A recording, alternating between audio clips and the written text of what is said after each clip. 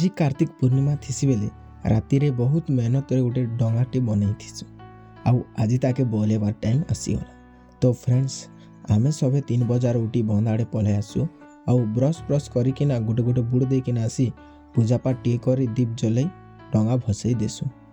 गला वीडियो रे कहिथिली कि कार्तिक पूर्णिमा दिन डंगा क्या लागे बोलेसन मुई किछि नहीं जाने, बाकी आज मोके किछि जानबार लगी मिली कि कार्तिक मास के गोटे धार्मिक मास बोलिकिना मानसन आउ ई मास रे श्री महाकाल आरु माता पार्वती पुत्र श्री कार्तिकेय पूजा पाइसन आउ ई मास रो अंतिम दिन होचे कार्तिक पूर्णिमा। कार्तिक मास रे जेते सबु धर्म दान पूजा पाठ करी लास्ट रे कार्तिक पूर्णिमा दिन सखाले धर्मर डंगा बोलेसन।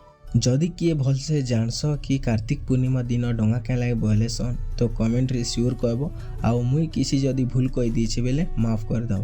तो फ्रेंड्स माने आमे भी आमर धर्म डंगा बोले देलु, आपण माने किए बोलेलो कमेंट रे श्योर कहबो आउ फॉलो नहीं कलार बेले फॉलो टे करी दियो।